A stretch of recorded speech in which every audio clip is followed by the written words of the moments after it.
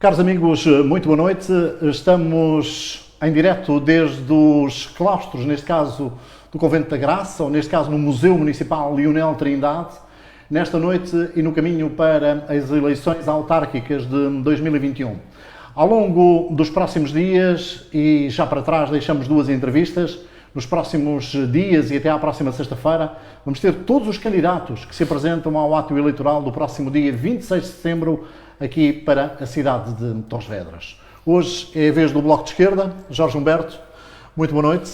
Para já, muito obrigado por teres aceito o nosso convite para falarmos sobre esta candidatura do Bloco de Esquerda. Jorge Humberto, boa noite, 57 anos, professor. Como é que surgiu esta ideia de ser candidato à Câmara Municipal de Torres Vedras? Antes de mais nada, boa noite a todos, a toda a equipa, a todos os que me estão a ver. Obrigado pelo convite. É para mim um prazer grande estar aqui com a Rádio Oeste. Pois, professor com 57 anos, como é que eu apareço aqui, não é? Bem, eu sempre fui um militante político, digamos assim, não só partidário, mas em várias áreas da minha vida. Portanto, eu sempre intervi em associações, sempre intervi na imprensa, sempre intervi publicamente em várias situações.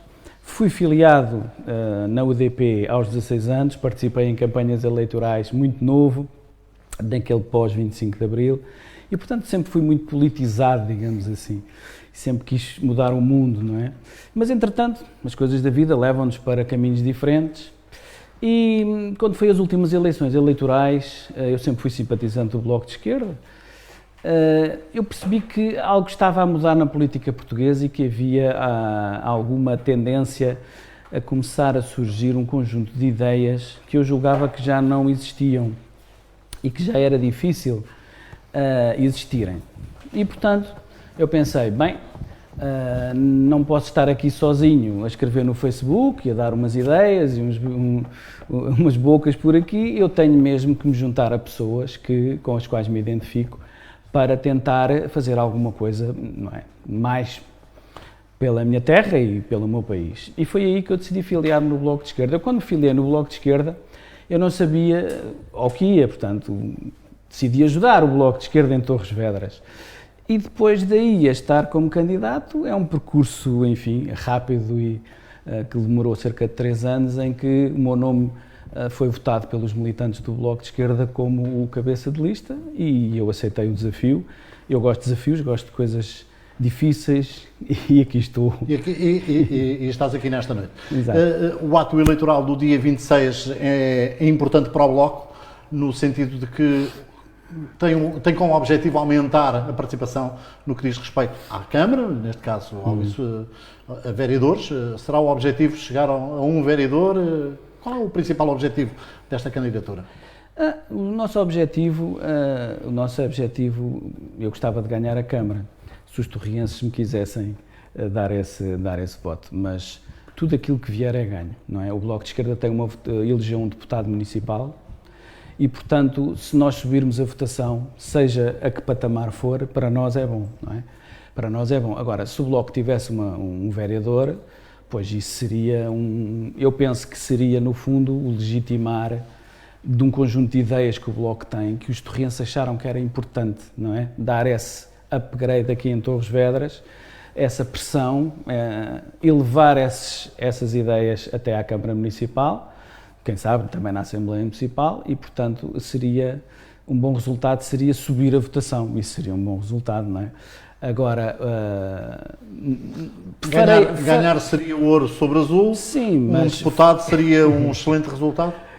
Um deputado seria manter a votação, nunca é um grande resultado manter, não é? Mas face àquilo que se passou em Torres Vedras... Não, eu estou a dizer um deputado, não um vereador, desculpa. Um vereador. Um vereador. Sim, um vereador seria um bom resultado, sim. O que faria aumentar também o número de deputados na Assembleia Municipal. Claro. Mas é uma incógnita. Torres Vedras, neste momento, é muito difícil fazer prognósticos, muito difícil. Há várias circunstâncias que tornam as previsões muito complicadas. O facto de haver 7 candidaturas, baralhou aqui um bocadinho as contas do Bloco de Esquerda? Não, nós não ligamos muito aos outros, nós não fazemos muitas contas, porque nós estamos habituados a fazer muito com pouco, não é? Nós temos um deputado municipal e ele apresentou mais de 30 propostas e intervém e discute, participou em 2 comissões, na Comissão de Mobilidade e na Comissão de Saúde. Nós todos intervimos na imprensa, quando podemos, e trabalhamos com o nosso deputado e, portanto, nós com o deputado fazemos muito. Se tivermos mais, fazemos mais. Portanto, o nosso objetivo não tem números, eu pessoalmente estou muito tranquilo com isso, não tenho assim grande problema. Farei aquilo que os torrenses nos derem. Se os torrenses nos derem isto, fazemos o que pudermos. Se não nos derem nada, nós estamos na mesma no Bloco de Esquerda a lutar pelas nossas ideias, porque é isso que fazemos, não é? É isso que fazemos. E quanto à equipa que o Jorge leva para a Câmara, proposta para vereadores, foi uma equipa escolhida a dedo, foi uma equipa imposta, houve imposições por parte do Bloco de Esquerda? Não. No sentido? O Bloco de Esquerda é profundamente democrático. É um partido que tem democracia interna assim em grande nível e, portanto, as pessoas são escolhidas mediante... os cabeças de lista são votados e as listas são votadas pelos militantes, pronto, e depois têm que ser sancionadas pelo Bloco, mas isso eu penso que em todos os partidos. As pessoas que compõem a Câmara são meio escolhidas, meio por mim, meio decididas pelo partido. Há sempre um consenso para conseguirmos os melhores nomes e os melhores perfis. Nunca é uma imposição de ninguém, no Bloco não há imposições. Aliás, quando houver, eu saio logo do caminho. Na altura eu sei que quando surgiu o nome do Jorge Humberto para ser candidato ao Bloco de Esquerda, não vou cometer aqui nenhuma inconfidência, nós falamos ao telefone e eu perguntei ao Jorge Humberto se era candidato do Bloco de Esquerda. O Jorge, senão isto ainda tem que ser validado pelo partido. Sim. Havia muitas candidaturas, ou havia muita gente que se propunha a ser candidato? Não, a Torres Vedras não. A Torres Vedras não. A Torres Vedras houve apenas uma lista, uma moção, portanto, que sou eu e mais os camaradas que estão na lista. Só que isso tem que ser votado primeiro pelos militantes e depois vai ao Bloco para que... No fundo, sancionar não é sancionar os nomes, é sancionar o processo, se houve transparência no processo, se houve democracia no processo de escolha, é mais por aí. Quanto à frase da vossa campanha, investir nas pessoas, garantir o futuro, o que é que esta frase quer dizer?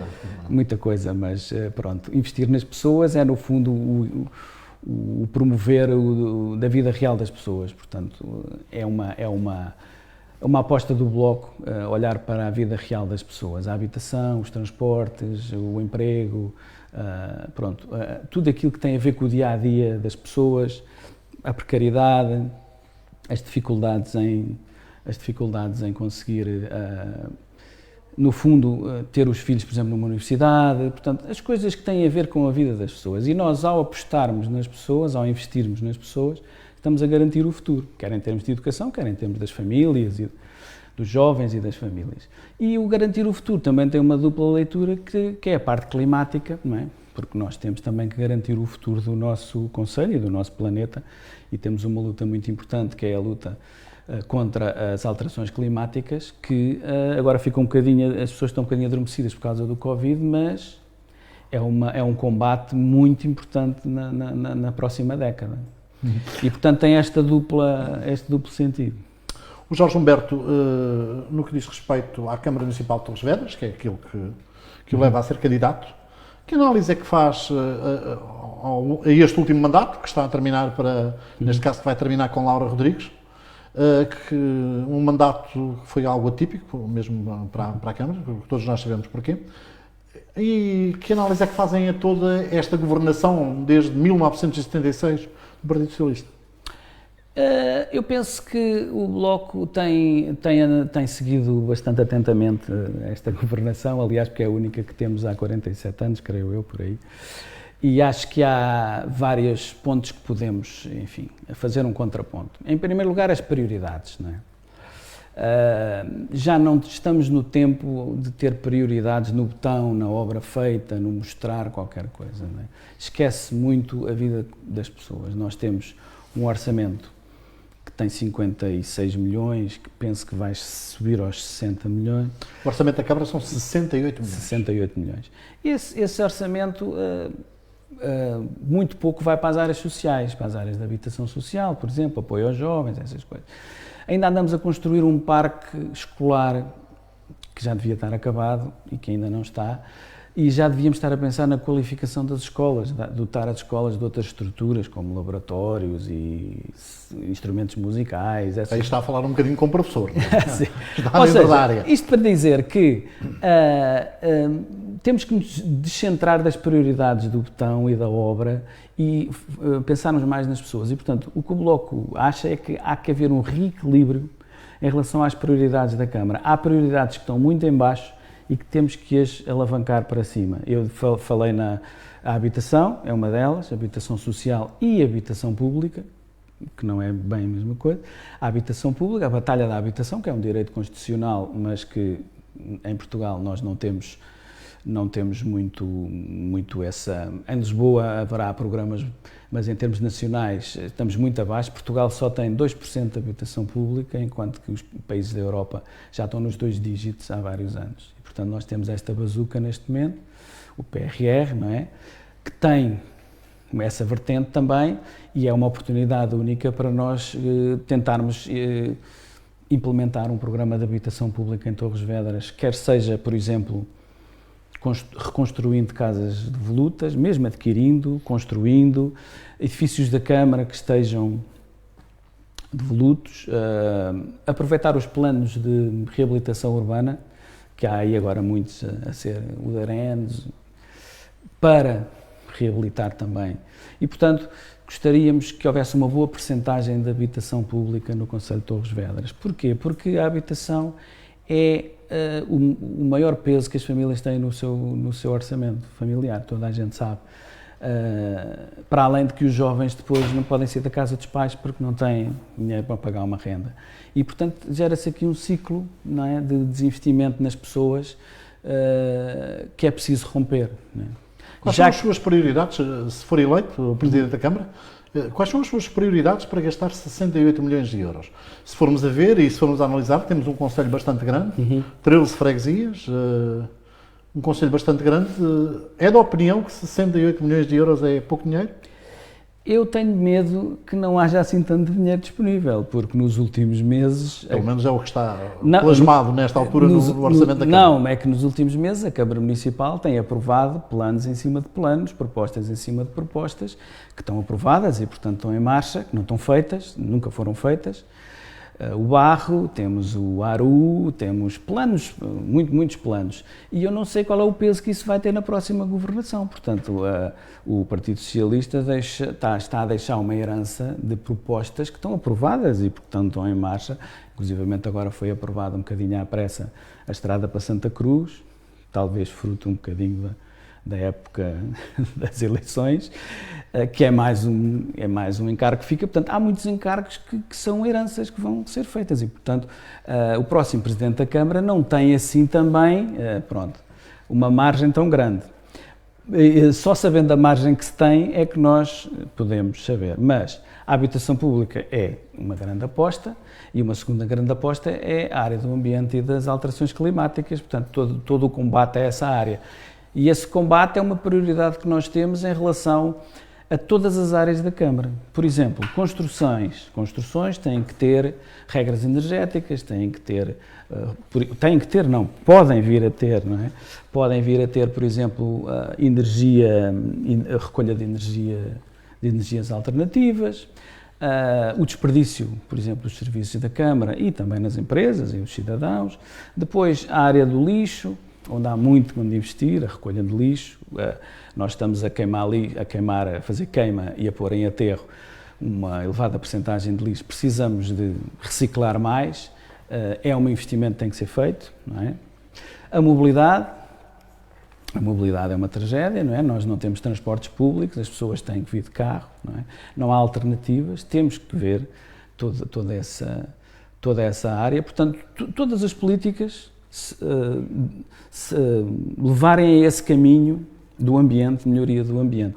E depois os instrumentos de planeamento, não é? Neste momento o PDM está a ser revisto na Câmara, dentro da Câmara, portanto, a oposição, por exemplo, não sabe o que é que está a passar, portanto, felizmente que não houve tempo para o fazer passar agora na última Assembleia Municipal, senão tinha sido mais um documento que ficava a hipotecar o futuro do próximo Executivo.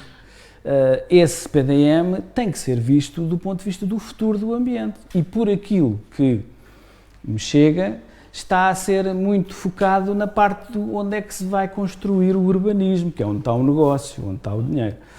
E é por isso é que eu digo, as prioridades têm que ser invertidas. Neste caso, a prioridade de um PDM tem que ser o futuro, o ambiente. Como é que está a zona da cultura intensiva, não é? Em termos de estufas? Como é que aquilo está? Os rios estão a morrer, nós sabemos que a água está a desaparecer, os solos estão a levar carregadas de fertilizantes, porque o solo também vai perdendo.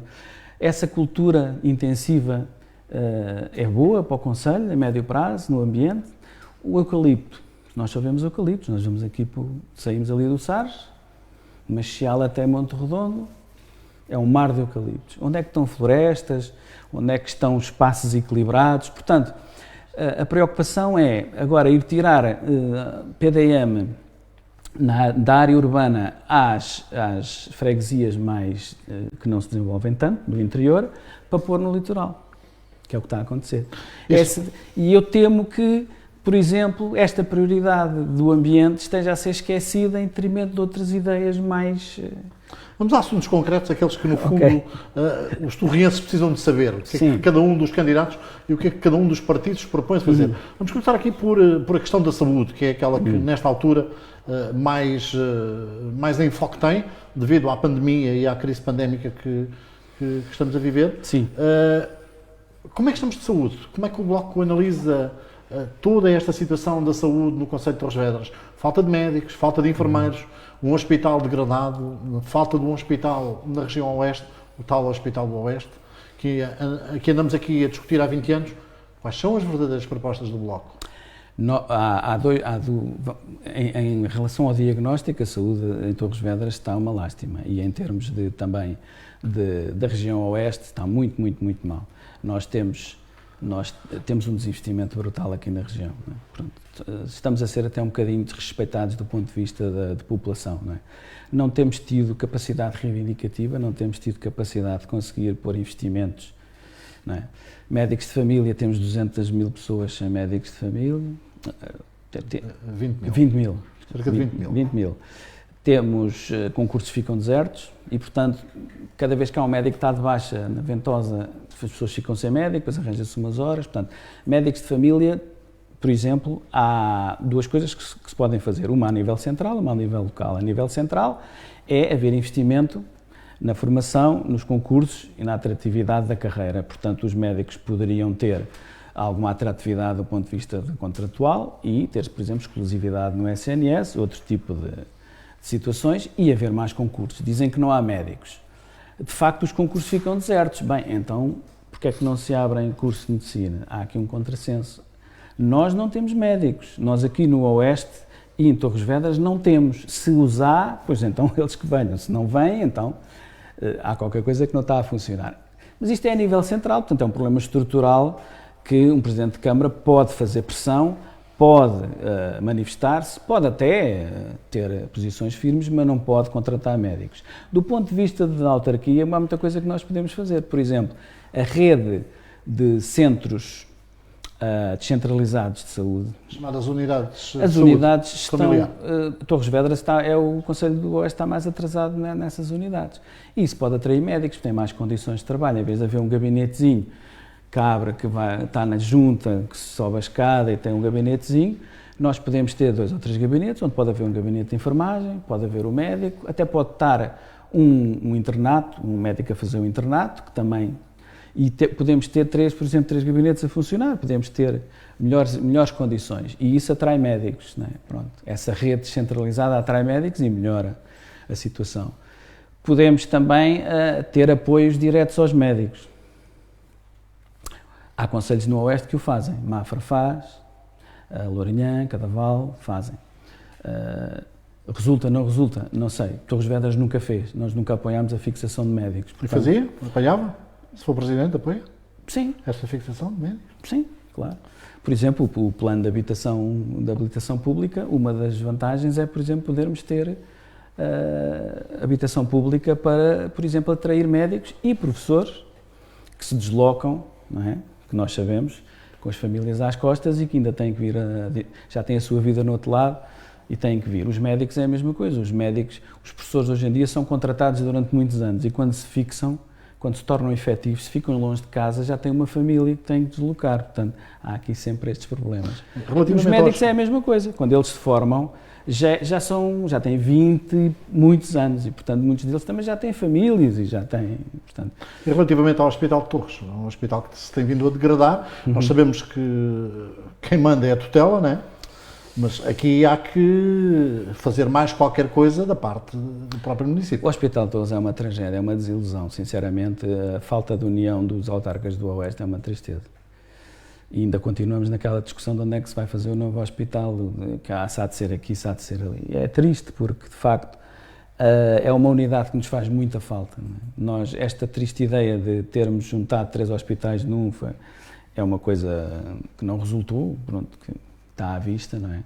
Portanto, construir um novo hospital é uma prioridade, é a prioridade número 1, diria eu, das grandes obras estratégicas para o Oeste, mas mantendo as unidades atuais, que isso até pode tornar o hospital mais barato. Qualificando, por exemplo, o Hospital de Torres? Tornando serviços de primeira linha e depois um hospital com serviços mais especializados. E podia até rentabilizar o hospital, em vez de um hospital brutal com tudo, ter 3 unidades de linha da frente, urgência pediátrica... Choca o Hospital de Torres não ter, por exemplo, uma unidade de cuidados intensivos? Claro. Aliás, o Bloco de Esquerda apresentou no Parlamento uma resolução que propunha, e foi aprovada, inclusivamente, e uma maternidade? Para, precisamente, a unidade de cuidados intensivos. Foi daquelas novidades que nós somos confrontados, de repente, o cidadão, não é? Porque veio o Covid e tal, não há unidade de cuidados intensivos. E nós ficamos assim, não há. E, portanto, é uma coisa triste, não é? É triste porque nós temos aqui uma população de 300 mil habitantes e é uma coisa completamente fora de questão. Portanto, tem que haver o empenho dos autarcas do Oeste em reivindicar, já que vamos ter agora fundos para melhorar o Sistema Nacional de Saúde, não é? A tal bazuca? A tal bazuca, nós temos que ter as verbas para o hospital, pelo menos inscritas, pelo menos para que... Ainda não há uma decisão? Pois. Quanto mais haver verbas. Pois, é muito triste. Mas não podemos descurar o investimento nos hospitais que existem. Atenção, esse investimento tem que continuar. A Câmara aí pode ajudar. Não é? Nós temos um hospital que não é, o edifício não é totalmente... ainda é paga uma renda, não é? À misericórdia, porque o edifício... E, portanto... há aqui um proprietário, portanto nem é bem uma situação assim muito estatal e seria uma situação a ver-se, mas eu penso que aí a Câmara pode ajudar, penso eu, em criar alguma dignidade em alguns serviços, porque de facto o hospital está muito sobrecarregado. E o Hospital do Barro? Poderá ser também um apoio, neste caso, à saúde para o Conselho, apesar de nós sabemos que aquilo não vai ser basicamente um hospital. Não é? Eu temo ser um bocadinho pessimista, mas eu acho que é um elefante branco, eu não sei como é que aquilo vai ser gerido nem feito. Eu não sei se as pessoas, eu sei que as pessoas têm a noção, mas já viram bem o tamanho do Hospital do Barro. Quanto é que vai custar manter aquilo para fazer o quê, não é? Aquilo é enorme, não vai ser para o hospital, não é? A Câmara não pode fazer hospitais. Para ser um centro de investigação, uma escola de saúde... Quem é que vai pagar a manutenção daquilo? Nós não conseguimos ainda fazer as escolas de primeiro ciclo do nosso concelho. Não conseguimos ainda. Como é que nós vamos gerir um Hospital do Barro? Pronto, tudo bem. Eu, por mim, acho que é interessante. Mas como é que vamos gerir aquilo? Onde é que há dinheiro para aquilo? Não é? Falou aí na educação, é professor, é uma área que domina, não é? Que sente, porque é professor e está no terreno, não é? Torres Vedras o Conselho está bem servido de escolas, na sua opinião? Eu penso que as escolas, a rede escolar ainda tem algumas deficiências, mas o que faz as escolas são essencialmente os professores, não é? E os equipamentos que as escolas têm. O resto são paredes, mas também há paredes que exageram. Por exemplo, a escola de Torres Vedras é uma escola centenária, aquela do avião. Aquilo já não é uma escola, não tem jeito nenhum, aquilo não tem acessibilidade, não tem... Não sei se já repararam, na escola de baixo, se for preciso lá entrar um carro de bombeiros ou uma ambulância, não entra, simplesmente não entra, não tem acesso não estou a alarmar ninguém, mas pronto. Ou seja, é uma escola antiga, é uma escola que não tem condições, que não tem. E a sua construção está adiada. As escolas de primeiro ciclo, até da Conquinha, estão atrasadas. Nós já precisamos, por exemplo, de uma escola secundária. As escolas secundárias estão a abarrotar. E com o secundário, com o terceiro ciclo e ensino profissional. Nós precisamos de ensino profissional. Ensino profissional em áreas onde haja equipamentos, por exemplo, curso de mecânica. Os jovens adoram curso de mecânica, mas para fazer um curso de mecânica são precisos equipamentos e que são caros. E uma escola não tem assim agora, não é? Portanto, e outros cursos que exigem equipamentos. Portanto, nós temos muita coisa para fazer na educação. Qualificar o ensino profissional, mais ensino secundário, acabar o parque escolar de primeiro ciclo e depois a segunda fase, que já devíamos estar nela, podemos tentar fazer ao mesmo tempo, que é qualificar as escolas com os equipamentos.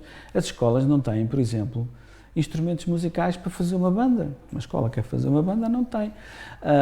Ateliês para as artes, não é? As escolas hoje em dia não são só aprender o português e a matemática, desenvolvem o cidadão em todas as suas dimensões e hoje temos exigências nesse aspecto. Não é? Uma pessoa não pode estar numa escola e nunca desenvolver a sua criatividade, a expressão corporal, fazer teatro. Portanto, as escolas ainda não chegaram aí. As escolas são salas de aula com as matérias mais académicas, mas depois o desenvolvimento integral do ser humano ainda está por fazer. Porquê? Porque não há equipamentos. Independentemente das escolas, do parque escolar ter crescido, porque houve várias escolas que foram construídas no concelho, todos nós sabemos que não se pode construir logo tudo de uma vez, mas tem vindo a ser construído. Agora, para outubro, vai ser inaugurado a nova escola de Pena Firme e também do Torcifal. Mas mesmo assim continua a ser pouco. Sim, ainda faltam. O Ramalhal, Silveira. Para mim, o mais importante é as duas da cidade. Pronto, existiu aquela estratégia de que se deveria começar a fazer centros educativos fora de Torres para que as pessoas não viessem encher as escolas da cidade e só depois então fazer a de Torres. Mas pensava eu que era uma coisa para uns 10 anos, mas não, já lá vão 20 talvez, e nós ainda estamos a fazer as escolas do primeiro ciclo, não é? Portanto, neste momento as escolas da cidade de primeiro ciclo estão a precisar de... Se for Presidente, o que é que propõe mudar? O que é que vai mudar? Em termos de educação, eu penso que se não houver dinheiro para escolas, não há dinheiro para mais nada. Se nós não conseguimos construir escolas, não devemos gastar dinheiro em mais nada. Pelo menos, nada, quer dizer, pronto, há coisas que são essenciais, mas, quer dizer, as escolas é o básico, não é? É a base do nosso crescimento como população, não é? E nós, inclusivamente, estamos a crescer do ponto de vista demográfico. E, portanto, nós temos mais 4,5% ou o que é, de pessoas, e, portanto, nós até estamos a crescer. Portanto, faz sentido investir na educação. As pessoas vêm morar para Torres Vedras, têm os filhos, formam família, trabalham, fazem os seus descontos e, portanto, é um investimento bom. Investir na educação continua a ser um bom investimento. Tem 57 anos, é torriense, de Gema, não é? Há 57 anos que anda nas ruas de Torres Vedras, que percorre, se calhar, Torres Vedras de les a les, não é? O que é que acha da mobilidade da cidade? Não, nós não temos mobilidade na cidade, nós temos intenções de mobilidade, mas não temos mobilidade. Temos ciclovias, mas isso não é mobilidade, não é? Uma política de mobilidade é uma política integrada que engloba, desde logo, os circuitos a pé, os circuitos pedonais, aquelas distâncias que nós podemos percorrer a pé, 1 quilómetro, 1,5 km, pronto. Sítio para deixar o carro e depois irmos a pé. Portanto, ou seja, pensar a cidade em relação ao peão e não em relação ao carro. Pronto, essa. Depois, veículos alternativos. Nós temos que oferecer alternativa ao carro. Não é não deixar os carros entrar ou multar os carros, é dar alternativas, dizer assim, nós podemos trazer, por exemplo, bicicletas elétricas. Nem toda a gente pode andar de bicicleta. Outro tipo de veículos elétricos, por exemplo... Temos as Agostinhas, por exemplo. Os carros elétricos. As Agostinhas já são bicicletas elétricas, já há muitas elétricas. Mas se eu tiver uma bicicleta, onde é que eu a ponho? Parques de estacionamentos para bicicletas, não é? onde é que eu o ponho? Eu trago o meu carro, estaciono ali num parque de estacionamento à porta de Torres e saco de uma trotinete ou de um Segway ou uma coisa que eu tenha para ir para a cidade e depois ponho onde. Portanto, há que pensar não só nos parques de estacionamento dissuasores à volta da cidade, em sítios estratégicos, mas depois também quais são as alternativas. E a grande alternativa é o transporte público. E o TUT não funciona. Ninguém anda de TUT. Para além de ser complicado, paga-se, não é? E caro, e não serve às pessoas, porque se as pessoas não andam de tudo é porque alguma coisa está mal. Recentemente agora soubemos, já se sabia, mas que o passe escolar não engloba tudo. Por exemplo, que é uma coisa completamente absurda. Portanto, nós queremos o transporte urbano tendencialmente gratuito e a funcionar com um circuito que realmente passe de X em X minutos e que possa servir de alternativa para o automóvel. Nós temos que oferecer às pessoas alternativas ao automóvel. Mas se for gratuito, acarreta muitos custos e muitas despesas para a Câmara, não é? Mas os benefícios do ambiente é um investimento. Se nós tirarmos os carros da cidade, estamos a investir no ambiente. É o apologista de uma cidade sem carro? Não. A cidade precisa sempre ter carros, porque os carros são a vida da cidade, mas só devem vir os carros que são efetivamente precisos vir para a cidade. Por exemplo, isto elenca muito bem aqui na nossa conversa, por exemplo, os comerciantes da zona histórica de Torres dizem Exatamente. que o grande problema foi-se ter tirado os carros do Largo de São Pedro. Sim. Ter-se retirado os carros. Sim. Então aqui estamos num contrassenso, não é? O problema da zona histórica é um problema onde não há uma solução boa para ninguém. Tem que haver um compromisso. Porque, de facto, as zonas históricas e as zonas centrais das cidades, de facto, devem ser devolvidas aos peões. Não é? Pronto.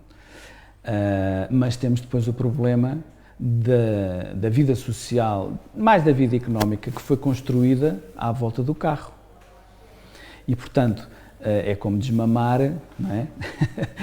Desmamar um drogado, não é? Nós vamos tirando os carros, mas depois o comércio vai ficando aflito. Há que haver aqui um compromisso, portanto, não há outra hipótese. Portanto, as pessoas têm que se sentar à mesa e têm, de facto, que falar sobre isso. Eu não sou apologista de tirar os carros todos, mas também não sou apologista de encher a cidade de carros. Nós temos que fazer as coisas com senso e com compromissos. Tem que haver compromissos, porque aqui esta solução da zona do castelo, da zona tradicional e do comércio é uma questão de um equilíbrio, da busca de um equilíbrio. Não é uma questão que é voltar outra vez a ter carros e extrair coisas, nem é tirar os carros todos. É um equilíbrio, nós temos que encontrar um equilíbrio. E só com as próprias pessoas é que nós podemos fazer isso. Como candidato, choca-o, e como torriense, passar, por exemplo, numa rua 1º de Dezembro, ver uma rua deserta, passar numa rua Serra Pinto, ver uma... choca-o, com certeza, não é? Claro. Que propostas é que tem para aquela zona? Bem, a revitalização do centro histórico é urgente. Lá está, a nossa proposta de habitação pública para a cidade passa pela reconstrução de habitação de voluta, ou que está parada, ou que não tem nada, para haver pessoas a morar no centro histórico e em toda aquela zona central. Se nós tivermos casas históricas ou casas na zona histórica recuperadas, de certeza que as pessoas gostam de morar lá. Eu, por exemplo, gostaria de morar na zona histórica. Mas como é que faria isso se, por exemplo, nós quisermos alugar uma casa no centro histórico? Com um programa de habitação pública. Financiado pela Câmara? Financiado pelo PRR, pela Câmara e com aquisição, rendas acessíveis. Seria uma forma de revitalizar aquela zona? Exatamente. E é isso que o Bloco propõe? É isso que o Bloco propõe. E quanto aos comerciantes? Sabe que há comerciantes que estão ali Exatamente. nas ruas da amargura, como se chama a dizer, não é? Sim, nós podemos criar algumas ideias. O tal centro comercial virtual, por exemplo, em que na zona histórica pode coexistir o comércio e o turismo e o património, e em que as pessoas chegam ao início das ruas da zona histórica e têm um quadro eletrónico. Isto é uma ideia, não quer dizer que depois não se pode.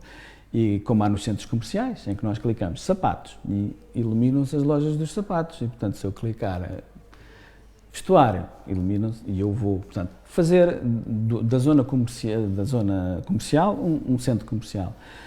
Também virtual, vendas virtuais. Portanto, a zona histórica constituir-se num centro comercial com vendas online, por exemplo, é outro exemplo. Então, mas isso ainda afastava mais gente, não é? Daquela zona. Pronto. Se vamos para o online, as pessoas compram online já não vão ao centro histórico. Mas os comerciantes querem vender, se venderem mais... Sim, mas temos que revitalizar a zona, não é no online. Cartão de desconto, por exemplo, cartões. Sim, poderá ser. Pronto. Estacionamento pago... Estacionamento gratuito. Estacionamentos, temos ali naquela zona, temos ali vários estacionamentos, mas é tudo pago. E eu já coloquei esta questão a outros candidatos. Por exemplo, nós, se quisermos lá ir acima, não estamos aqui a fazer publicidade a quem quer que seja, se quisermos ir ao Arena Shopping, temos um estacionamento gratuito e temos lá tudo dentro, não é? Estacionamento gratuito mediante as compras como nós fazemos em Lisboa, noutros centros comerciais. A pessoa compra, tem um ticketzinho e depois desconta no estacionamento. Seria uma forma de... É uma forma de resolver isso. A minha preocupação é onde é que vamos pôr os carros, porque o estacionamento, de facto, que abrange ali a zona histórica, tem que ser num sítio ali ao lado da igreja, ou é um silo, ou então já não há espaço, nós não conseguimos estacionar ali, não é? Portanto, onde é que faríamos esse estacionamento? Isso é começa a ficar cada vez mais apertado. Começa a ficar muito apertado porque os terrenos na cidade são muito apetitosos do ponto de vista urbanístico. E estar ali com um estacionamento, quando aquilo pode estar ali um prédio em que se vende andares a 300 mil euros, é óbvio que ninguém quer ter... Mas, por exemplo, temos estacionamentos na zona por debaixo da Câmara Municipal, no mercado municipal, temos... Esses estacionamentos não poderiam ser, não sei, qual será a vossa proposta, seriam gratuitos nesse sentido? São estacionamentos mais centrais, não é? Nesse sentido de que se a pessoa for usufruir do comércio local e depois com esse ticket a pagar o estacionamento, ser-lhe pago porque consumiu, comprou, nesse sentido é uma proposta interessante a ver-se. Não vejo porquê, porque não. E quanto aos estacionamentos pagos, acabava com eles ou... Isso seria muito, para mim, confortável dizer isso, não é? Em termos de popularidade, se calhar, então a gente gostava, mas eu não sou defensor da gratuitidade assim total do estacionamento. Eu acho que a cidade precisa de carros, deve haver gratuitidade ou uma atenção para as pessoas que precisam de descarregar, que vêm comprar, etc. Mas nós temos que, de facto, ter controle nos carros que entram na cidade. Nós não podemos ter... Porque, aliás, o estacionamento pago nem resolve o problema. Nós temos estacionamento pago e não conseguimos estacionar, nem pago, não é? Quantas voltas não dou eu para ir ali à casa da minha mãe, na Conde Tarouca, para conseguir estacionar o carro para lá ir a casa? Quantas multas eu não apanhei, porque fico chateado, tenho horários para cumprir e ponho o carro no lugar de um residente e vou lá num instante e depois lá tenho uma multa, não é? Pronto. Portanto, eu também, para mim era muito fácil dizer, nós temos uma ideia que seria não ter zonas de residentes, portanto todas as zonas serem mistas. Alterava o cenário, nesta altura. Sim, os residentes... Passava tudo a zona mista? Os residentes poderiam estacionar naquela zona mista, mas porque há muitos lugares para residentes que não estão ocupados. Se nós passarmos no domingo vemos a quantidade de carros, de facto, efetivamente, de residentes que existem. Portanto, a maioria dos carros são pessoas que vêm para Torres durante a semana, provavelmente trabalhar. Como é que nós resolvíamos o problema? É, de facto, oferecer alternativas. Os tais parques de estacionamento à volta da cidade ou em zonas estratégicas dissuasores. Mas para isso também teria que haver transportes... Transporte urbano. Transporte urbano. O transporte urbano é fundamental. É a pedra de chave da mobilidade. E depois, então, os carros que precisem mesmo de vir, não é? Aí tinham mais algum... Agora, aquelas pessoas que têm que vir para Torres todos os dias, para trabalhar, que no fundo é... Pronto. Se tivessem uma alternativa, não é? Poupavam dinheiro, poupava-se o ambiente e tinham até uma vida mais saudável, porque, não é? Porque a pessoa anda um bocado a pé ou pode... Essa transformação das cidades é uma transformação difícil, não é fácil, porque nós construímos tudo para os carros e agora de repente começam-nos a dizer mas o dióxido de carbono, agora o carbono temos que descarbonizar. E de repente temos que ter um conjunto de políticas e de medidas que vão mexer com o dia-a-dia das pessoas, até com a própria economia, e isso custa, porque nós não nos podemos esquecer que o combate às alterações climáticas mexe com a nossa vida diária, e com as empresas, e com a economia. Não é um combate fácil, nós não podemos continuar a fazer a vida que nós fazemos. e de esperar que o planeta... Portanto, há que haver cedências, lá está o tal equilíbrio, o diálogo e ir impregnando todas as políticas que se vão fazendo com propostas de melhorar o nosso ambiente e a nossa cidade. Já falamos aqui de educação, da sua candidatura, já falamos de saúde, já falamos de mobilidade. É verdade. E agora vamos aqui a temas que no fundo acabam sempre a ser um bocadinho mais polémicos, nós nunca sabemos o que é que os candidatos, os pensamentos que eles trazem. Prova Torres, por exemplo. O que é que fazia à Prova Torres? Esse riso... Eu tenho escrito muito e falado sobre a Prova Exatamente, Torres. por isso é que eu lhe coloco também esta questão. Vamos lá ver. A Promotores, eu não sou fanático de que a Promotores tenha que dar lucro, como já ouvi. Não, a Promotores não tem que dar lucro. Agora, também não tem que dar tanto prejuízo, né? Pronto.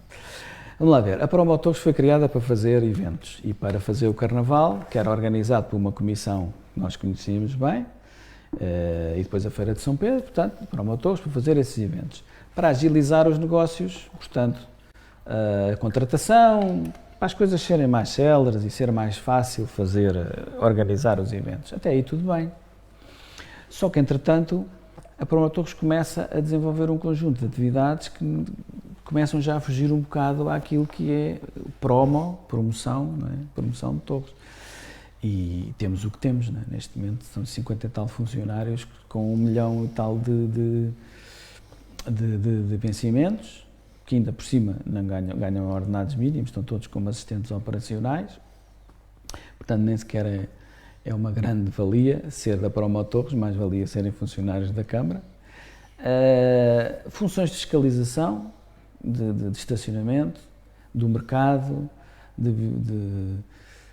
portanto, em que a Câmara investe, a Promotores dá prejuízo, este ano deu 250 mil euros de prejuízo em 2020. Curiosamente, o assunto não foi agendado pela primeira vez na Assembleia Municipal, as contas de 2020 costumam ser agendadas e discutidas, até vai lá o representante da Promotores falar e explicar as coisas. Este ano não foi. Diz-se que pronto, foi a pandemia, não sei o quê. Não, a pandemia não justifica tudo. A Promotores dá prejuízo, por exemplo, no mercado, já antes da pandemia dá sempre prejuízo. A exploração do mercado dá prejuízo.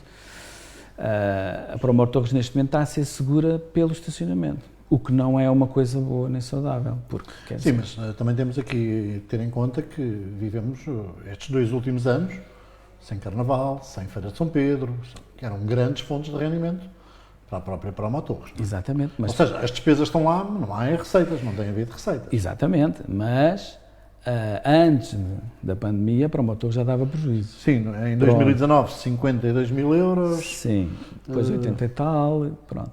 Portanto, a Promotores nunca foi muito saudável. Aqui o que eu quero dizer é o seguinte, eu acho que há que reestruturar a Promotores. A Promotores deve fazer aquilo para o que foi criada e deve ter uma gestão criteriosa e redimensionar os eventos para que não seja um encargo tão grande para o erário público. Porque o Carnaval, em Torres Vedras, não é coisas. O Carnaval somos nós, são os torrienses. Nós não precisamos de Promotores para ter o Carnaval. Porque nós sempre, o Carnaval é uma coisa de Torres Vedras, portanto não é preciso, o que eu quero dizer é que não é preciso investir 1 milhão, 2 milhões para fazer um Carnaval, com 500 mil faz o Carnaval, nós fazemos o Carnaval com qualquer coisa, os torrienses fazem, portanto, ou seja, redimensionar as coisas para que o peso não seja tão grande e para que as receitas consigam pelo menos compensar. Porque a Câmara põe sempre centenas de milhares de euros na Promotores, por exemplo, ao Carnaval, 300 ou 400 mil euros, só assim direto. O que significa que, se não pusesse aquele dinheiro, a Promotores dava prejuízo. Não, a Promotores pode não gastar esse dinheiro simplesmente. Evitar gastá-lo, redimensionar-se. Aquilo é uma empresa, se for gerida, enfim, se for gerida como uma empresa, pode redimensionar a sua atividade, mas pelos vistos não.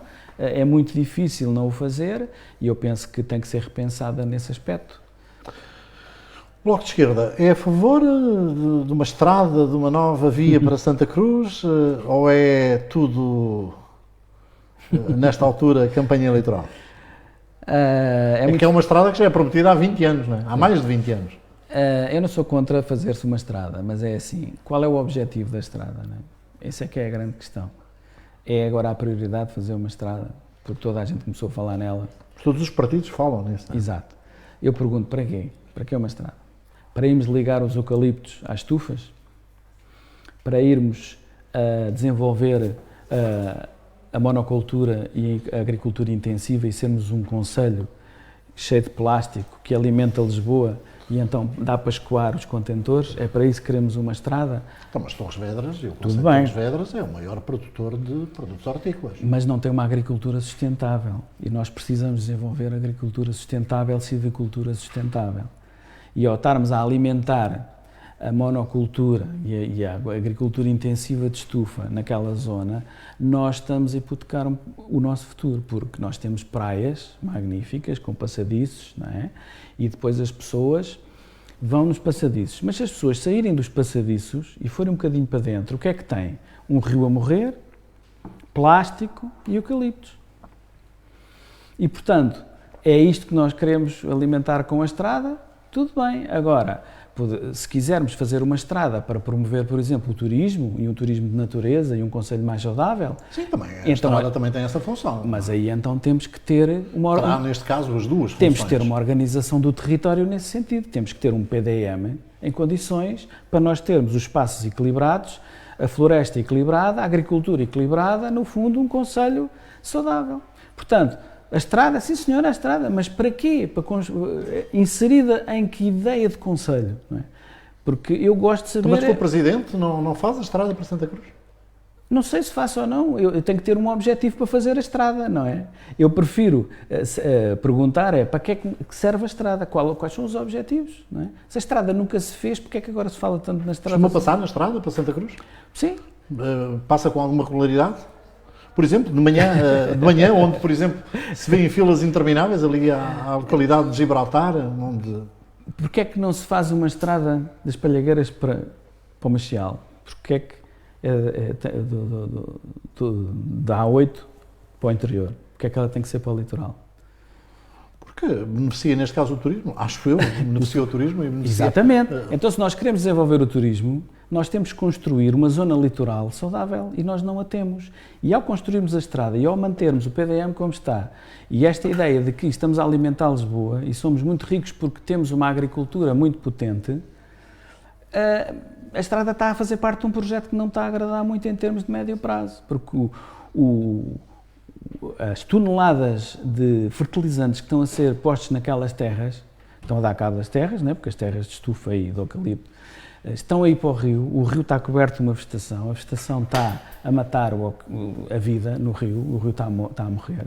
Depois estão-se a construir barragens, porquê? Porque não há água e, portanto, para a rega, estão-se a construir barragens no rio. O rio não circula, perde a vida, o rio não vive. Andam-se a construir lagoas, ali na zona da Silveira há uma lagoa enorme, estão-se a construir lagoas, porquê? Por causa da água. A água é um recurso precioso e, portanto, como é que é a água? É isto que nós queremos? Portanto, a estrada tudo bem, mas é uma estrada para nós termos um concelho mais saudável, para promovermos o turismo e para as pessoas irem para Santa Cruz e para aquelas zonas, usufruir daquelas zonas, da natureza, das quintas, das vinhas, ou é uma estrada para caminhões carregarem os legumes para a A8 e nós ficamos um concelho de plástico. Portanto, as obras, na minha ótica, têm que se inserir em estratégias, em objetivos, o que é que nós queremos para o concelho. Não sou contra as obras, mas elas têm que ter um propósito. Para que é que eu quero aquela obra? Portanto, a estrada, sim senhor, mas dentro de um objetivo global que tem que ser pensado. Pelo menos há um traçado aprovado em Assembleia Municipal. Mas se ele nunca se fez é porque também não era assim tão preciso, não sei. Mas agora foi aprovado recentemente. Claro, porque começaram a falar na estrada e então toda a gente agora faz a estrada, não é? A minha pergunta é para que a estrada? Se for Presidente vai ter que fazer, já está aprovado. Ela já está aprovada? Já está aprovada. Ela e muitos outros projetos agora que estão aprovados. Na área social, eu vi no seu programa aumentar e prolongar os apoios sociais.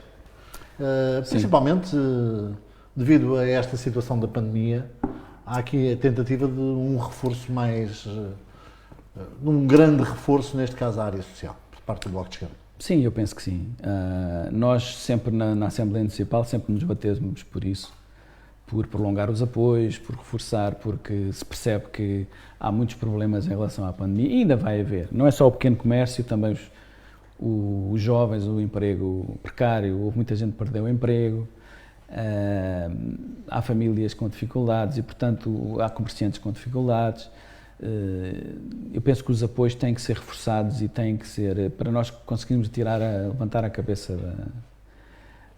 cabeça fora d'água, não é? Portanto, não julgar que a pandemia acabou e está tudo bem, que não está, não é? E falámos há pouco, o comércio fechou, muitos comércios fechou, muitos funcionários foram despedidos, o desemprego leva a que depois as empresas possam oferecer condições mais voláteis de contratação e, portanto, tudo isto precisa de um incremento, não é? Não precisa de um apoio forte à área social. Alimentação também, etc. Sim. Tem sido produtivo o trabalho feito na área social por parte do município? Eu acho que é muito pouco, não é? Muito pouco. Se nós virmos o orçamento da Câmara, nos tais 60 milhões, nós temos cerca de 2 ou 3 milhões na área social. Sem contar com as escolas, que também contam com uma área social, mas pronto, a construção das escolas. Tirando as escolas, a área social, né? Gastamos, por exemplo, na última vez que vi, 200 e poucos mil euros em apoios a rendas para jovens, que é irrisório, não é? Habitação social temos muito pouca e, portanto, a área social da Câmara, e é uma área onde se pode fazer muito, mas com um comportamento proativo, que é não estar à espera que as pessoas vão pedir apoio, não é? Sair para a rua, apoiar-nos nas freguesias e fazermos um levantamento de quem é que está a viver mal, quem é que tem casas degradadas, quem é que está sozinho em casa, quem é que precisa, não é? Não é estar a gabinetes sentados com estou assim e tal, então o que é que diga-me lá? Não, sair, não é? Os presidentes de junta, as juntas de freguesia podiam ter gabinetes de apoio social às suas populações. A Câmara tem não sei quantos centenas de milhares de funcionários, as juntas de freguesia têm um, não é? Podiam ter mais algum, não é?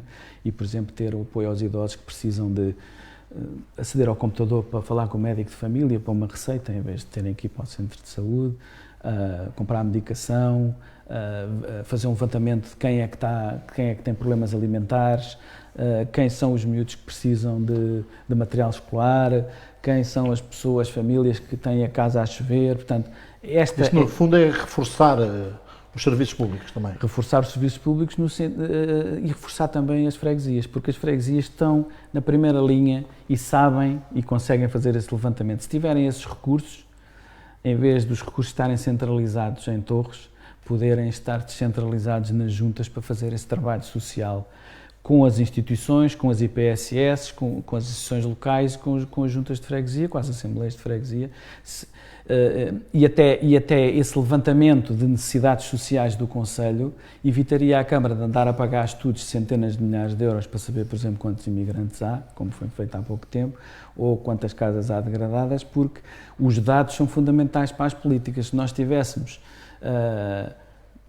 descentralizados alguns serviços da Câmara, nós tínhamos um retrato muito real do nosso Conselho e podíamos depois tomar outro tipo de decisões. Porque nós, muitas vezes, se calhar, não tomamos decisões porque até nem conhecemos a realidade. Mas se nós conhecêssemos bem a realidade, quantas famílias são, quantas dificuldades são, dava para fazer políticas ligadas ao real das pessoas.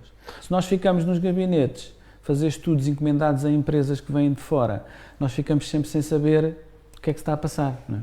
Falou aí no apoio das freguesias, ser importante para os cidadãos, mas não concorrem às freguesias todas. O Bloco de Esquerda não só concorre a uma freguesia, mas nós assumimos que não concorremos porque não conseguimos fazer listas nas freguesias.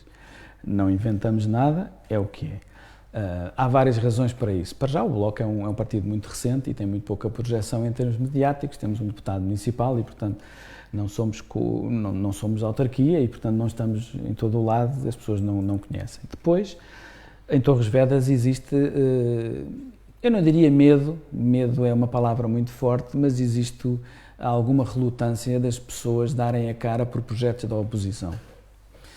E nós falámos com muitas pessoas, eu tive muitas pessoas que me disseram que vão votar em mim, vale o que vale, mas pronto, gostam do Bloco, mas que não dão a cara. Pronto. Apoiam se houver, sim senhora, mas... Sente esse medo nas pessoas? Eu não chamaria medo, não é? Eu chamaria mais... receio? Um receio de não comprometer algo na sua vida pessoal. É o do género, eu apoio-te, mas eu não estou cá. Mas não me chega à frente. Pronto, e isso é um bocadinho uma cultura um bocado torriense. Nós somos torrienses, sabemos que há esta cultura do torriense, que é, se houver alguém que avança, a gente vai. Mas, isto também tem a ver um bocado nós somos um concelho muito conservador, não é? Nós somos muito conservadores, gostamos pouco de mudanças e mesmo quando há problemas, nós preferimos manter as pessoas que dão problemas do que estar a fazer grandes mudanças, porque antes vale mais de ter o... Pronto. E isto depois repercute-se muito nas freguesias, não é? A Câmara é uma máquina, não é? Que está em todo o lado, tem um orçamento gigante e, portanto, há sempre obras e negócios a fazer com a Câmara, não é? Porque aqueles milhões todos depois são gastos em empresas, não é? Há as licenças que são precisas para ter um negócio, para fazer uma coisa no quintal eu preciso ter uma licença, para ter uma vaca preciso ter uma licença, preciso ter, está nas boas graças, no fundo, do poder vigente, não é? E as pessoas não têm essa independência financeira, talvez, ou à vontade social e familiar e económico para aparecerem como candidatos de um partido da oposição. E é por isso é que a oposição tem muito mais dificuldades em ter listas, não é? Da lista para a Junta de Santa Maria, São Pedro e Matacanhas, qual é o objetivo dessa lista? Vencer também? Eu penso que sim, mas eu penso que a lista até tem boas hipóteses de eleger elementos para a Assembleia Municipal e poder até marcar a diferença, porque basta não haver maioria absoluta para depois haver mais diálogo entre as pessoas, não é? Vamos supor que o PS não ganha com maioria no dia 26 e que o Bloco elege um deputado. Poderá ser um parceiro? Um vereador. Um vereador, perdão. Eu estou com os deputados hoje. Que elege um vereador. Sim. Poderá ser um parceiro do Partido Socialista? Eu não sei. A nível nacional já houve essas coligações. Eu não sei. Eu penso que tudo depende daquilo que estiver em cima da mesa. Porque, repare, o Bloco de Esquerda concorre com um programa. Não é com um programa. As pessoas que votam no Bloco votam naquele programa. Portanto, eu não iria para a Câmara rasgar o programa que tenho e fazer as coisas, não é? Portanto, teria que haver um diálogo, teria que haver um encontro. Se dentro da proporção de forças e da relação de forças fosse possível que o Bloco tivesse propostas suas... Eu disse há bocado o PS, como disse, o PS ia Sim. ganhar e o outro partido, falemos no outro partido, acolher essas propostas e depois contrapor e conseguíssemos encontrar-nos, podíamos ter uma coligação, por exemplo, por projeto, por exemplo, por orçamento, por exemplo. Não é preciso ter uma coligação no sentido de ter vereador com pelouros, etc. Portanto, pode haver um entendimento por projetos, por linhas de ação, não é? Portanto, tudo é possível. Eu sou uma pessoa que gosto de dialogar com toda a gente e não ponho de parte qualquer tipo de diálogo com quem quer que seja. E, portanto, as pessoas têm que compreender que os votos que o Bloco de Esquerda tiver são os votos naquele programa. E, portanto, nós não podemos andar depois a dizer o contrário. É mais fácil falar numa linguagem de esquerda do que noutro tipo de... Mas não... Se for um partido de direita é mais complicado fazer uma... Mas nunca se sabe, isto o mundo dá muitas voltas, não é? O mundo dá muitas voltas. Sim, pode ser que as propostas do Bloco sejam aceitas num partido de direita? Não sei. É difícil por causa das razões de fundo, não é? Dia 27 cá estaremos para ver o que Pois dia 26. Dia 26 já podemos ter uma luz sobre aquilo que poderá ser o futuro de Torrejedo. Qual é o adversário, neste caso, que mais teme neste ato eleitoral? São 7. Sim. Pela primeira vez, o Jorge Humberto, lembro-me, e aqui vamos puxar a brasa um bocadinho à nossa sardinha Rádio Oeste, foi jornalista da Rádio Oeste durante muitos anos. Fundador da Rádio Oeste. Foi fundador da Rádio Oeste. Há 35 anos atrás, foi um dos fundadores. E foi jornalista e assumiu muitas das vezes também esse papel de jornalista e aquele papel que nós muitas das vezes temos que fazer. E temos que perguntar quem é o adversário que mais teme, não é? Qual é aquele que mais respeita ou aquele que mais teme? Porque no fundo são 7 candidatos. Nunca num concelho como o nosso tivemos 7 candidatos a uma eleição. Portanto, isto é muita gente, não é? Portanto, isto vai haver aqui dispersão de votos, não vai haver dispersão de votos. Qual é o candidato que mais teme, para já? Eu vou ser muito sincero, isto não é uma resposta politicamente correta. Eu não temo ninguém. Eu não tenho ninguém. Em termos políticos. Sim, pronto. Não tenho. Tem um objetivo, não é? Sim. Tem um objetivo. O nosso objetivo é termos mais força em Torres Vedras. Esse é um objetivo. Dentro dessa força, dialogamos com quem quiser falar connosco em termos das nossas propostas. Agora, em termos de resultado, eu estou perfeitamente tranquilo, eu não tenho problema nenhum com os resultados. Eu sei que se tem que falar de resultados e de objetivos. Eu não tenho problema nenhum porque eu tenho a minha vida, eu quero dar o meu serviço à política e à minha terra. E propus-me a isso. Não é? Pronto. Mas eu tenho a minha vida. Eu não vivo obcecado com resultados nem com pelouros. Eu não sou um profissional da política. Portanto, eu dispus-me a este serviço a Torres Vedras. Se Torres Vedras acolher, cá estarei. Se Torres Vedras não acolher, estarei na mesma, não em funções, se calhar, de vereador, mas poderei estar noutras lutas e estarei sempre noutras lutas. Portanto, os adversários não... Eu penso que o que há de assinalar nos 7 candidatos é a diversidade e a democracia a funcionar bem. E eu penso que é muito importante para Torres Vedras ter esta hipótese de escolha. Que é para as pessoas depois, mais tarde, não virem dizer outra vez que na mesa do café, lá a resingar, que parece sempre os mesmos. Não há alternativas. Nós temos alternativas num leque fantástico e, portanto, agora não dá para dizer que não vou votar porque é tudo o mesmo. Não, nós temos movimentos, partidos, ideias. Portanto, eu até vejo isso como uma coisa positiva. Eu acho positivo. Haver 7 candidatos, haver muitos adversários, haver muitas ideias. Eu acho isso bom. Eu acho isso ótimo. É bom. Também é como o Jorge diz, está cá não por uma guerra política, está cá por um objetivo. Um objetivo, já falamos sobre ele, é vencer, não é? Sim, é vencer. Espera vencer? Sim. Sinceramente, espera ganhar. Não. Há aqueles candidatos que dizem assim, eu vou vencer, mas depois... Não, eu gostava de ganhar. Gostava. É difícil, sabemos nós. É muito difícil. Mas se fosse eleito... Para um partido como o Bloco de Esquerda? Sim. Mas sim. não é impossível, não é? Não é impossível. Não é impossível. Mas aumentar a votação para nós e os eleitos, isso é que era fundamental. Ganhar mais força. Foi importante no último mandato terem um deputado municipal? Muito importante. Muito importante não só para o próprio Bloco de Esquerda, mas também para as pessoas do Bloco de Esquerda, porque o Bloco é um partido cooperativo, nós fazemos equipas de trabalho e, portanto, para nós próprios também ter um deputado é como se todos nós fôssemos esse deputado. Preparamos as coisas, lemos, discutimos e isso prepara-nos muito para o trabalho político. Ter um deputado é quase como estarmos lá todos também. Porque também lemos os orçamentos, também lemos as coisas, também lemos as propostas, pensamos em propostas, trabalhamos numa equipa. No fundo, nós já somos uma equipa de deputados e de vereadores que está a trabalhar, não é? E isso é muito importante. Sim, no fundo, trabalham nos bastidores, não é? Sim, dá muito trabalho, a política dá muito trabalho. Eu nunca fui dessas pessoas que diz que se os políticos... Não, a política dá muito trabalho. Ter ética na política ainda dá mais trabalho. Uma das grandes guerras que vocês tiveram ultimamente foi Ruuna. É verdade. Estiveram ali com uma grande guerra em Ruuna. Já resolveram? Esperam resolver? Não fomos nós, foi a população. Sim, no fundo, a população, mas com um apoio e com uma presença constante do Bloco de Esquerda lá. Sim, o Bloco de Esquerda apoiou bastante as pessoas porque pareceu-nos uma luta muito justa e para mim até foi surpreendente, tantos anos depois do 25 de Abril, ainda ver um grupo de pessoas sair à rua e amarrarem-se às árvores, enfrentarem a GNR, meterem uma sirene a tocar quando chegaram as carrinhas da empresa para começar a obra e a obra parou.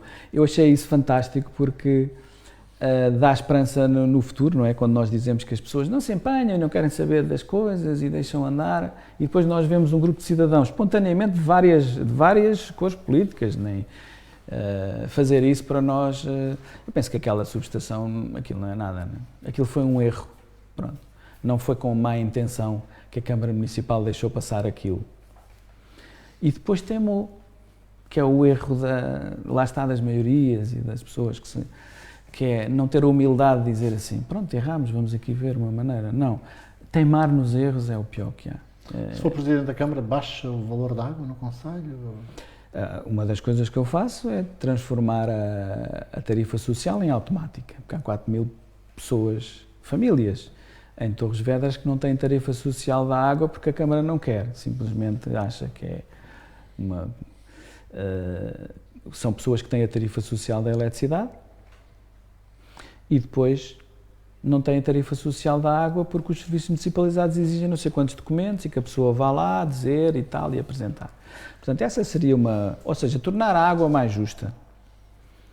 Não é baixar o preço da água, mas torná-la mais justa em termos de escalões, etc. As famílias numerosas, por exemplo, uma família com 4 pessoas gasta mais água do que uma pessoa que vive sozinha, mas aquelas 4 pessoas podem gastar individualmente menos água que essa pessoa sozinha. Mas essas 4 pessoas pagam mais porque vão subindo de escalões. Por exemplo, também temos uma ideia que é a situação do consumo mínimo, ou seja, a água é um bem de todos, não é um material que esteja à venda, não é? Embora às vezes pense nisso, e deve ser pública, e é por isso é que eu acho que os serviços municipalizados são muito importantes manter, e é por isso que lá está o diálogo com forças, por exemplo, que defendam a privatização de serviços públicos. Para nós é impossível, não há esse diálogo, connosco não é um diálogo, não é? São duas línguas diferentes. Baixa taxas também? Lá está, justiça As taxas, social. não, taxas de... Justiça social, por exemplo, aquelas taxas, a taxa mínima do comerciante que não gasta água e depois paga um mínimo de água que não consome, penso que isso é obviamente uma coisa, a pessoa pagar água que não consome, não sei. Mas eu estava a falar no consumo mínimo, ou seja, todas as pessoas terem o direito de ter X de água, o suficiente para a sua sobrevivência. E essa água nunca ser cortada. É um direito que as pessoas têm, ter essa água em casa, X metros cúbicos, para beber, para se lavarem e para fazerem a sua alimentação, que é o consumo mínimo de água garantido para todas as pessoas. Não faz sentido nenhum que a água, sendo o bem que é, as pessoas não têm dinheiro para pagar a conta da água, fica sem água. Mas como é que se deixa uma pessoa sem água? Não pode. Portanto, eu, em termos da água, ia mais por aí, por mais justiça social, do que propriamente baixar e subir os preços. Talvez criar um sistema mais justo mediante os rendimentos das pessoas e o número de agregado familiar e garantir mais apoio às pessoas mais desfavorecidas em termos do acesso à água e do preço da água. Todos nós sabemos que agora, quando começou a pandemia, o município baixou as taxas de EMI em 0,5. Mantinha ou baixava ainda mais? Depende a quem se vai baixar o IMI, não é? Se nós baixarmos o IMI a grandes empresas, não é? Depende. Eu, em termos de impostos, eu acho que o mais importante é gastarmos bem o dinheiro dos impostos. Acho bem que nós tenhamos a derrama na taxa que temos, acho bem que apostemos, por exemplo, na taxa de passagem também o máximo. Mais justiça nos impostos também me parece importante, portanto, ter em conta os rendimentos das pessoas, das empresas, haver alguma progressividade, parece-me importante. E, portanto, o IMI não é propriamente um imposto muito querido, não é? Mas também estarmos a baixar o IMI por exemplo, grandes empresas e em grandes mansões ou em grandes fortunas também não me parece nada. Se baixasse o IMI seria para as pessoas que têm menos rendimentos, não é? Propõe-se também democratizar a cultura no concelho. É verdade. O que é que isso significa, não é? Sim. A cultura ser de todos, ou seja, a cultura não ser decidida por um grupo de iluminados, não é? Mas ser decidida por todos. O que é a cultura? O que é que nós queremos, o que é que queremos fazer? Isso é democratizar a cultura. Portanto, criar um Conselho Municipal de Cultura na cidade e nas freguesias, com os artistas, os criadores, as forças vivas, as associações, a população, para definir as políticas de cultura para Torres Vedras. O que é que nós queremos? Queremos grandes espetáculos, o que é que nós queremos, não é? Como é que vamos... Portanto, as políticas de cultura serem decididas pelas próprias pessoas. E depois uma outra vertente, que é as próprias pessoas serem atores de cultura, haver espaços e possibilidades das próprias pessoas desenvolverem artisticamente, como artistas. Portanto, quererem fazer qualquer coisa e serem apoiados nisso. Por exemplo, num espaço, um jovem quer fazer uma banda, ter um espaço. Uma pessoa quer criar, portanto, ter espaços e possibilidades das próprios torrienses serem atores de cultura.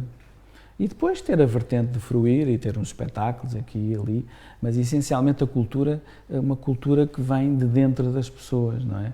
Nós temos muita gente em Torres Vedras muito válida que faz muitas coisas e nós precisamos de as apoiar. Muitos jovens também, nós não temos grupo de teatro, é muito complicado, temos teatro, temos bandas, portanto, também ser a Câmara a municipalizar tudo, o grupo de teatro municipal, o grupo de orquestra municipal, não sei o quê, a cultura também tem que ter a liberdade e tem que ser espontânea. Agora, a Câmara pode criar condições para que isso aconteça, porque, por exemplo, é difícil fazer a gestão financeira e organizacional de uma associação. Há muitas associações que fecham porque aquilo dá montes de chatice. Ora, a Câmara pode não patrocinar a associação para ela fazer o que quiser, mas pode, por exemplo, ajudar a associação a manter-se do ponto de vista administrativo, digamos assim, para os carolas poderem depois fazer as suas coisas. Pronto, e a mesma coisa os artistas, em começo de vida, querem fazer projetos, a Câmara pode apoiar nesse sentido. Portanto, é essa a democratização na decisão e na participação. Também querem um conselho mais amigo dos animais, não é? Pois, isso é uma luta do Bloco há muito tempo, as condições dos animais. Nós temos, se defendemos a natureza e os animais selvagens, livres, digamos assim, em natureza, é óbvio que defendemos, temos que ser mais amigos dos animais. Nós temos que olhar pelos animais domésticos, mas também pelos animais não domésticos, que ficam esquecidos por essas aldeias fora, não é? Não são só os cãezinhos e os gatinhos, os nossos amigos de casa, não é? Que são os animais mas também todos os animais, todos, não é? Que há muitos.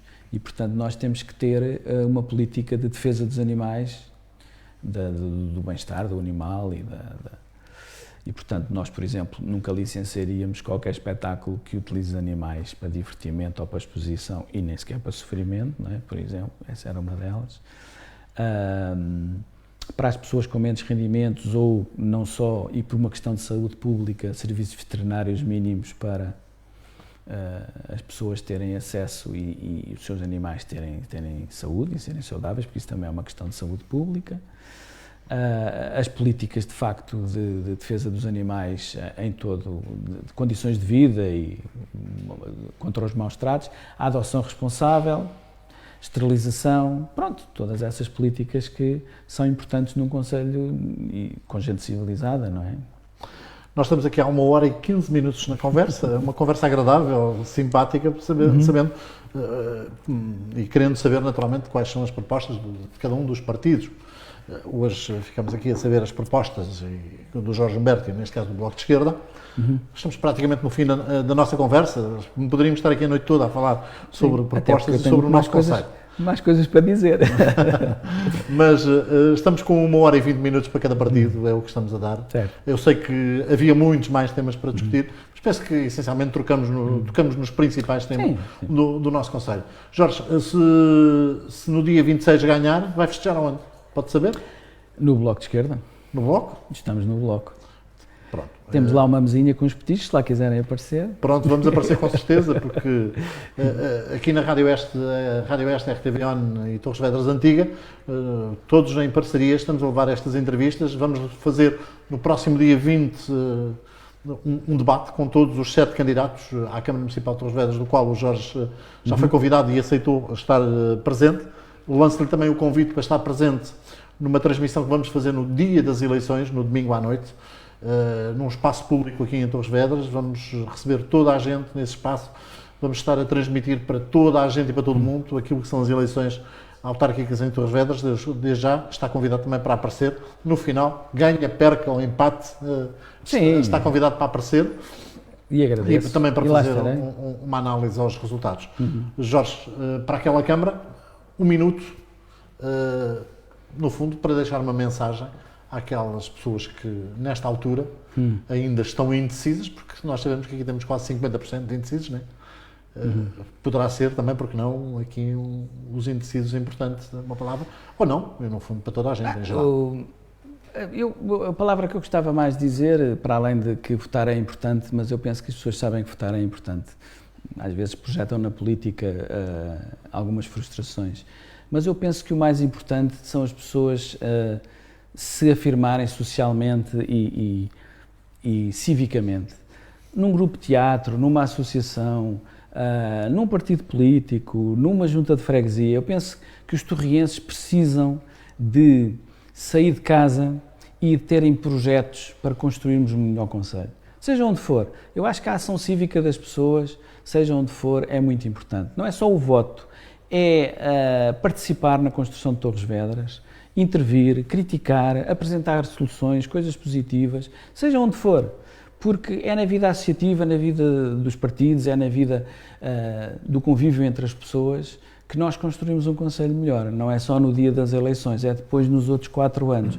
E era essa a mensagem que eu queria. Gostava de ver os torrienses mais engajados numa vida mais ativa socialmente, menos enfiada nas redes sociais, a escreverem coisas, contra mim falo, e a participarem mais na vida de todos nós, cara a cara, rosto no rosto, com pessoas que pensem como nós, a desenvolver projetos para Torres Vedras, seja em que área for, na música, há tanta coisa que nós podemos fazer.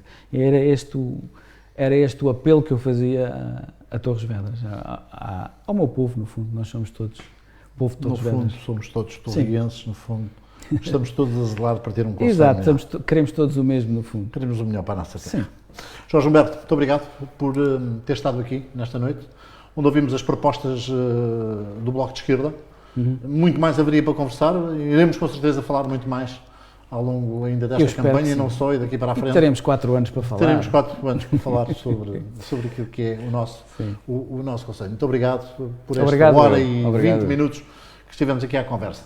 As propostas do Bloco de Esquerda com Jorge Humberto, que é o candidato à Câmara Municipal de Torres Vedras, para o próximo dia 26, no caminho para a grande noite das eleições de 26 de setembro. Entrevistamos hoje, como disse, Jorge Humberto, candidato do Bloco de Esquerda.